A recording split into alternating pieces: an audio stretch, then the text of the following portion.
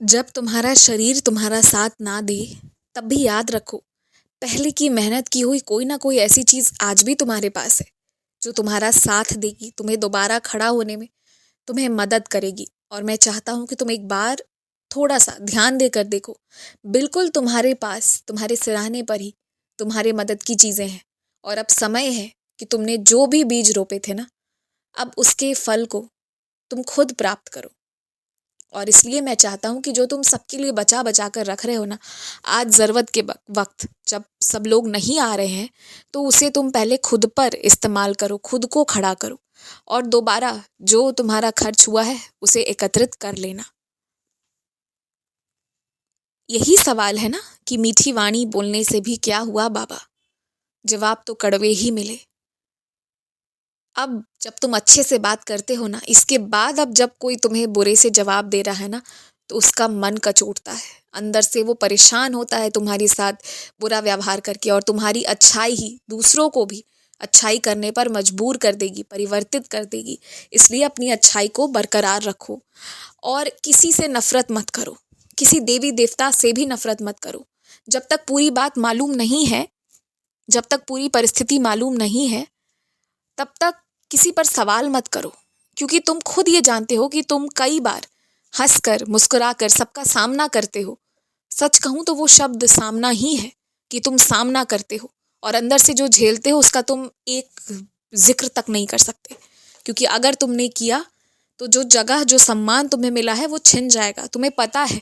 तो यही चीज दूसरों के साथ भी हो सकती है, इस चीज को मानो।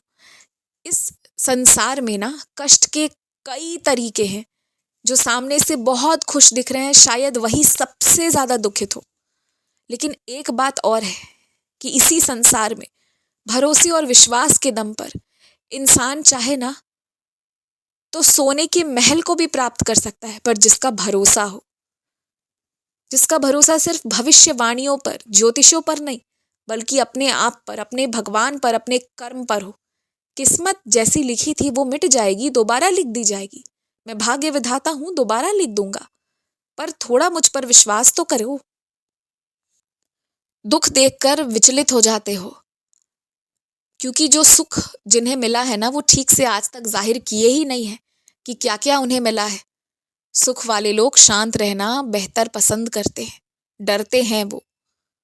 इसलिए जिन लोगों को जो कृपा मिली है उसका वो जिक्र नहीं करते। तभी तो मैं कहता हूँ कि मेरी लीलाओं का गायन करो, उसे सुनो, उसे बताओ, उसे कहो, उसे पूछो।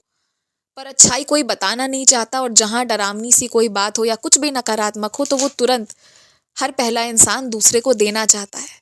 इसलिए इन सब में मत पड़ो। जितनी लोगों से बातें करोगे, उनका नजरिया, उनका समझने का तरीका और उनकी भक्ति मेरे लिए अलग अलग है, वो अपने तरीके से समझाएंगे। पर तुम्हें, इसीलिए मैं कहता हूं कि सिर्फ मुझसे बात करो। मैं तुम्हें जो समझाऊंगा, जो तरीका बताऊंगा, जो आदतें दिलाऊंगा ना, वो तुम्हारे लिए सबसे उत्तम होगा। और हो सकता है कि जो तुम्हारे लिए है वो किसी अन्य के लिए ना हो। तो ना किसी को सलाह मशवरा दो और ना किसी से लो। ना देना है ना लेना है, जो करना है सब साई में करना है। इस बात का गांठ बांध कर याद कर लो। और अगर कोई तुम्हें भलाई करने से रोक रहा है ना, तो ये मान लो कि या तो वो तुम्हारा दुश्मन है, या ये मान लो कि उसकी बुद्धि भ्रमित हो चुकी है, वो गलत चीजें सोचना शुरू कर दिया है, या वो कुछ ना कुछ गलत तो हो रहा है, कुछ ना कुछ नकारात्मकता ही सही, पर उसके मस्तिष्क में घूम रही है। क्योंकि अच्छे काम करने से यदि कोई रोक रहा है, भलाई करने से कोई रोक रहा है, अन्नदान करने से कोई रोक रहा है, तो बात बहुत बड़ी है। सोचना, गंभीरता से सोचना कि आखिर उस इंसान को क्यों रोकना पड़ रहा है।